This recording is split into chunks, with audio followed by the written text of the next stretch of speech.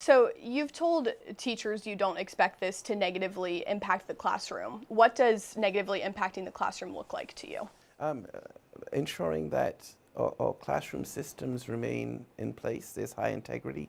So as we look at teachers that teach like our core classes, reading, math, the things that schools are built around, the core classes, maintaining that and making sure that, again, we can continue to improve in that learning environment and that there continue to be supports for that in those environments. Middle school principals say they expect to lose anywhere from 1 to 7 teachers. Mhm. How can that be true? And at the same time, you say there will not be a negative impact to students. So again, as we look at core instruction, schools have budgets and they have allocations. And so there are times that they're given additional positions, which have been very helpful and which have worked over the years. But going forward, we can, we have great initiatives here. We have great add-ons here, but we really have to look at what can we truly afford, and that has sort of brought us into this condition that we are in. Great initiatives, great ideas, but can we truly afford this? And we will maintain or work to maintain the integrity of the classrooms. And that's something that I promise. I want students reading, doing math, and being all that they can be and being academically successful.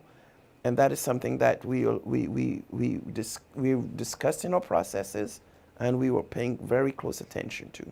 Can you acknowledge that while it's not something you want to do, taking adults out of the building, that because of the budget constraints and because you're in a position where that has to be a decision made, it will negatively impact students to have less adults in the building? I think some people just want to hear that fact acknowledged. Yes. Well, I wouldn't say we're working towards having positive impacts to our students. So as we are doing our budget cuts, we are realigning and strengthening opportunities for students. So yes, they may be less in a position. It doesn't mean that the initiative, the protocols, the things that have worked, that those aren't maintained.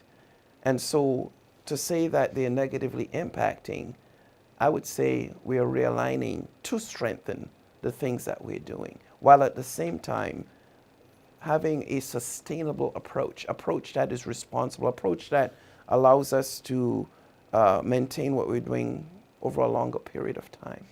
Do you expect a large number of those laid off in central office to fill vacant teaching positions back in the classroom? Well, I know that that will be some. To predict, it's kind of hard because we're working through that process, right now, and it's difficult to make a prediction. But I know that there will be opportunity for those to fill a variety of positions, and one of which will be classroom positions. Yes. Part of the perk of safety administrators is that there is one in every building, somebody solely dedicated to security. Do you have concern now, in the era that we're living in, that schools will not have a dedicated security personnel in the building at all times? So the protocols that are in place and the processes, weapons detection systems, just the overall structure of safety within the schools, I see that as being able to continue. But who's going to run ensure. it? Well, we still have other individuals that are a part of that process. And what we'll see happening, or what we should see happening, is that these individuals will continue what has been left in place. See, at the end of the day, our schools will be safe. At the end of the day, we're not changing protocols and processes. At the end of the day, we are right-sizing and really going into a responsible budget, one that can be sustained, not one that we were ever going to have to come back to. So a part of that is ensuring that safety protocols and the safety of our schools are consistent. What kind of message does it send closing Martin Luther King Jr. Elementary the day after Martin Luther King Day? Closing any school is heartbreaking. That's one of my toughest decisions, to close a school. But we have a responsibility to our taxpayers, to our community that expect us to be excellent steward of their taxpayers' dollars. And the environment that we're in right now with deficit, tough decisions, decisions that are unpopular, decisions that people will rail against, have to be made. And that's the expectation that is expected of me as a leader, as a superintendent. And that was the decision I did. It's one that, like I said, it's not one that I took very light. It's heartbreaking. But look at where we are overall. And so those tough decisions have to be made. But why was that decision made opposed to, principals came up and spoke and said they felt like summer programming could be scaled back, the money put into Elevate, the backpack program. Why was it chosen to close schools, to remove safety administrators, rather than discontinuing some of the summer programs or further scaling back roles in central office? So again, it doesn't matter what decisions you make. There will be some that will always be for and some that will be against. But as we made decisions collectively, we looked at the best scenarios possible. And that's where we landed. We know you and former Superintendent Dr. Marty Polio had different math when looking at the size of the deficit. Can you take me to the moment that you realized that the number was not the same as what he had said? Well, I didn't have different math to Dr. Polio because I don't know what his math was, to be honest. I did not know where his math was. September 16th was the day that we all realized what the math truly is. So when Dr. Aberle went up to speak and said that if the district did not sell off assets, they would not be able to afford payroll, that was the first you learned of the budget crisis? Well, I'd heard bits and pieces before then, but that's when I heard it, bits and pieces. I also heard some before then, but that conversation truly brought it home for a lot of us. And for me, I wanted everyone, I wanted to be transparent because that's something that I said I would practice as a superintendent, as a leader of a school district, transparency. I wanted everyone to understand the gravity of the situation. So there were months after you stepped into office that you did not know that the district was in this financial position? Well, I started in July and this happened in September. So I spent a lot of time trying to learn a lot of things about the district. And there were bits and pieces, hearing different things, but it did not come home.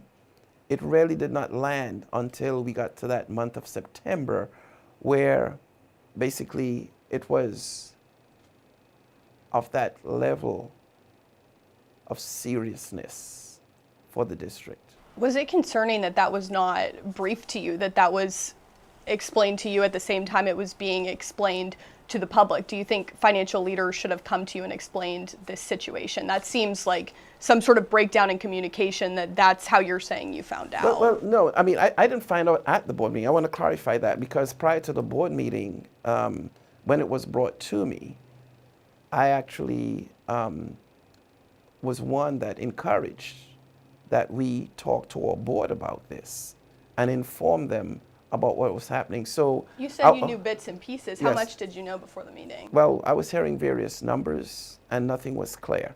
And about a few days before the board meeting, that's when I heard about the gravity of the situation. And I wanted to make sure that our board knew and that they understood the gravity of the situation as well. Has the $90 million difference in the proposed cuts, Dr. Polio said, and then 3 months later to what you said, has that money been accounted for? Okay, I'm not sure what Dr. Polio said about the 90. All I know is that we had 132 million. I'm not sure about, I don't know exactly what was said by Dr. Polio.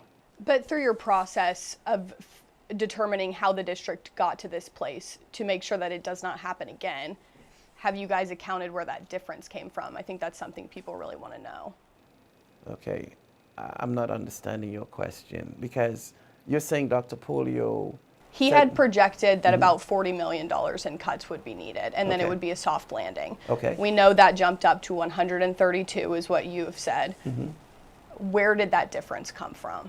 Okay, so my financial team, as they worked through the process, they were able to really discern what that real number really is. But that was the same financial team that was under Dr. Polio.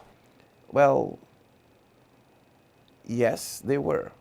But for me, I wanted to make sure that, number one, we were 100% accurate and that we knew exactly where we were landing. And so as I came in and I was hearing bits and pieces, of course, I asked questions. And ultimately, I wanted to know exactly where it is. And a few days before that board meeting, that's when I truly found out this is where we're landing.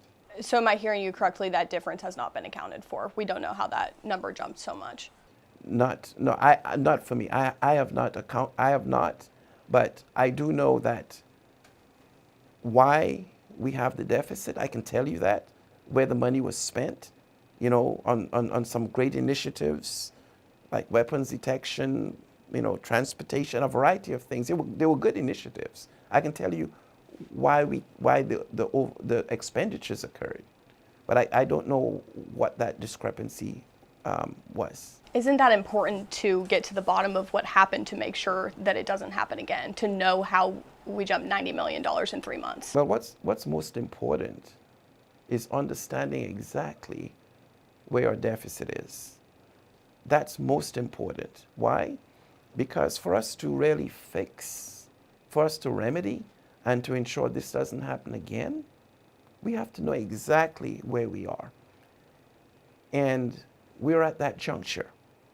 That's why we called in auditors to verify, are these numbers real? Will the auditors determine the $90 million difference? No, the auditors determined that we have a $132 million deficit. But there's a separate audit, correct, that's going to determine kind of what happened retrospectively. Will they find that number? The second audit is actually digging deeper. And so I'm waiting to see what those results are.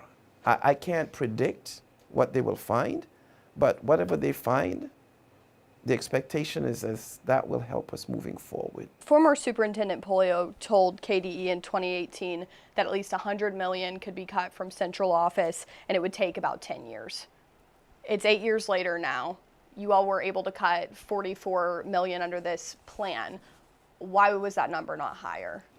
We asked each division to cut about 50% of their staff.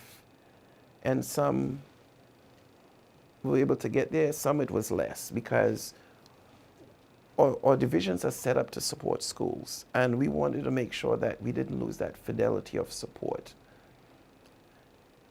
In addition to that, the deficit was looming, $132 million.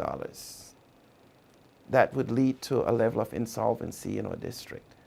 So the runway was a lot shorter for me. And I had to make that determination with my team to be able to make those cuts. So we wanted to make sure that as we were making these cuts, it wasn't destroying divisions that are needed to support our schools, and actually are needed statutorily. Have you spoken with former Superintendent Polio since taking office? Since taking office, yes. At the beginning, we spoke, but after that, no. Did you consider salary reductions for the district's top earners like yourself? And then this is the last question, sorry. Yes, we did consider that. And that was taken off the table because of, I call it, when we do the broad cuts, the impact that it would have had on certain employee groups was not what we wanted to do. So yes, that was taken off the table.